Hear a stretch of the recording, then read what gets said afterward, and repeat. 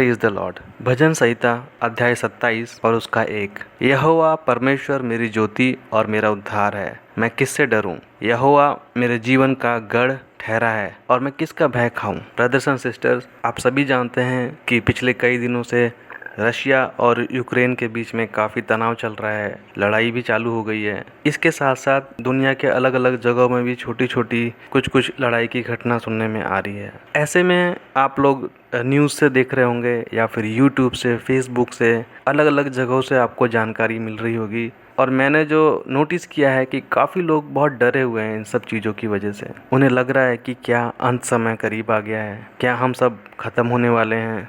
और इसकी वजह से उनके अंतर मन में काफ़ी द्वंद्व है कि क्या करें।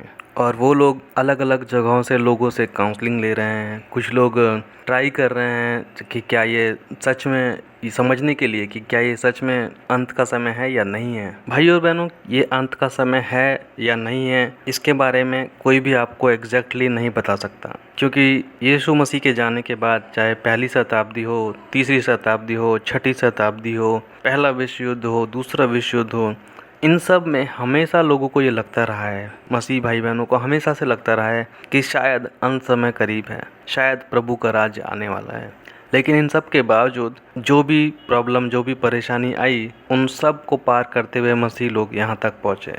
आप सब लोग इसके गवाह हैं कि पिछले 2 सालों से जो महामारी चल रही थी, कैसे हम सब उससे निकल कर आए। और हमें इन सब से सीख लेनी चाहिए कि हमें इससे भी बड़ी प्रॉब्लम्स में डरना नहीं है, बल्कि मजबूत रहना है। मत्ती अध्याय 10 और उसका 28 बोलता है, जो शरीर को घात करते हैं पर आत्मा को घात नहीं कर सकते, उनसे मत डरना, पर उसी से डरो जो आत्मा और शरीर दोनों को नरक में नाश कर सकता है। तो हमारा जो भय है, जो डर है, चाहे वो साइकोलॉजिकल है या फिर मरने का डर है या कुछ खोने का डर है, ये जो डर है ये सिर्फ और सिर्फ परमेश्वर से ही हमें डरना है। बाकी लोगों से हमें नहीं डरने की ज़रूरत है। मसीह लोगों को उनके अंदर डर नहीं होना चाहिए, क्योंकि अगर आप डरेंगे तो आप दूसरी सत्ता को स्वीकार कर लेंगे। हमारा जो डर है वो सिर्फ और सिर्फ परमेश्वर के लिए है। बाकी जो रूल्स हैं, जो नियम हैं अलग अलग जगहों पर जहाँ पर भी हैं, उसका सम्मान कीजिए, लेकिन जो असली जो डर है वो सिर्फ और सिर्फ परमेश्वर के लिए है, क्योंकि वही है जो इस जीवन में भी और इस जीवन के बाद भी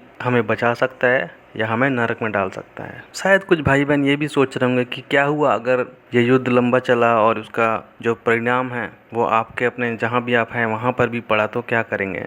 इससे संबंधित एक वीडियो है, आप आई बटन पे देख लीजिए, वहाँ से आपको मिल जाएगा। बाकी यहाँ जो डर की बात है या फिर उसका परिणाम क्या होगा, तो जैसा मैं बता चुका हूँ कि पहले भी इस तरह की प्रॉब्लम्स आई हैं मसीह लोगों पर।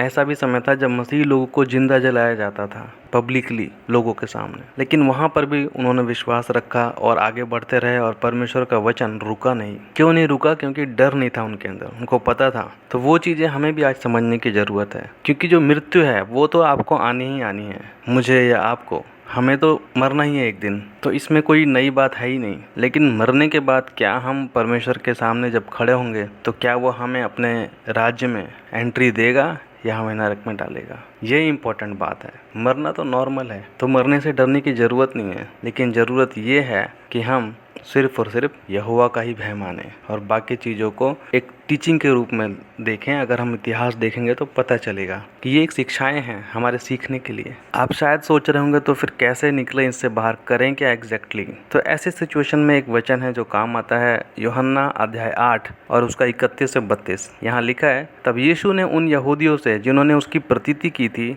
कहा, यदि तुम मेरे वचन में बने रहोगे तो मेरे सच्चे चेले ठहरोगे और सत्य को जानोगे और सत्य तुम्हें स्वतंत्र करेगा। तो यहाँ पर यहूदी जो विश्वासी थे, उनसे, जो उनके पीछे चल रहे थे, उनसे बात कर रहे हैं यीशु मसीह। आज मैं और आप भी विश्वासी हैं, तो हमसे भी वो यही बात कर रहा है कि यदि तुम मेरे वचन में बने रहोगे तभी तुम मेरे असली चेले ठहरोगे।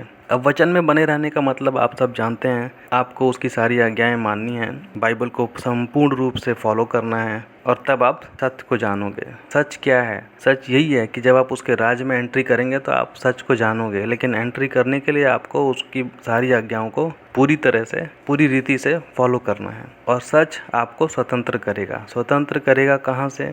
बुराइयों से, पाप की मजदूरी से, नरक से, इन सब से स्वतंत्र करेगा, यहाँ पर भी और आने वाले समय में भी। तो हमारे लिए जो बात है या फिर जो कर्म है वो ये है कि हम यीशु मसीह की शिक्षाओं में बने रहें, लगातार प्रार्थना, बाइबल स्टडी और अपने धार्मिक कार्यों में जुटे रहें। ये हमारा मेन काम है जो हमें करते रहना चाहिए। संपूर्ण रूप से बाइबल को फॉलो करना है, क्योंकि अगर हम डरेंगे तो फिर हम आगे नहीं बढ़ पाएंगे। दूसरा तीमुथियुस अध्याय 1 और उसका 7 कहता है, क्योंकि परमेश्वर ने हमें भय का नहीं पर सामर्थ का और प्रेम का और संयम की आत्मा दी है। तो परमेश्वर ने जो हमें आत्मा दी है, पवित्र आत्मा, वह हमें प्रेम, संयम और सामर्थ की है। तो हमें वो सारी चीज़ों को डेवलप करना है, डरना नहीं है। व्यवस्था विवरण अध्याय 31 और उसका 6 बोलता है कि तू हियाव बांध और दृढ़ हो, उनसे ना डर और ना भयभीत हो, क्योंकि तेरे संग चलने वाला तेरा परमेश्वर यहोवा है। वह तुझको धोखा नहीं देगा और ना ही तुझे छोड़ेगा। तो भाई और बहनों, ये बात हमें अच्छे से समझनी है। बहुत सारी न्यूज़ हैं और बहुत सारे चैनल्स हैं, बहुत सारे जगह से आपको इन्फॉर्मेशन मिल रही है, बट इन सब में डरना नहीं है आपने। परमेश्वर यहोवा आपको छोड़ने वाला नहीं है, ना आपको धोखा देगा। अगर आप या मैं, अगर हम मर भी गए किसी भी वजह से, तो भी अगर हम विश्वासी हैं और उसके वचन में बने हैं तो हम उसके राज्य में उसे देखेंगे। ये हमारे लिए गुड न्यूज़ है। लेकिन आज हम उसकी शिक्षाओं को फॉलो नहीं करते क्योंकि डर रहे हैं और किसी वजह से, डर की वजह से या किसी और वजह से उसको सही से फॉलो नहीं कर रहे हैं, उसकी आज्ञाओं में नहीं बने हैं, तो यहाँ भी हम मरे और वहाँ भी हमारे लिए कुछ नहीं होगा। तो सबसे अच्छा यही है कि हम उसकी शिक्षाओं में बने रहें, उसको पूर्ण रूप से फॉलो करें बिना डरे, क्योंकि डरना हमें उसी से है जो हमारे शरीर और आत्मा दोनों पर अधिकार रखता है। उम्मीद करता हूँ कि आप डरेंगे नहीं और विश्वास में बने रहेंगे। चलिए मिलकर परमेश्वर में बने रहें और उसकी सारी आज्ञाओं को मानें।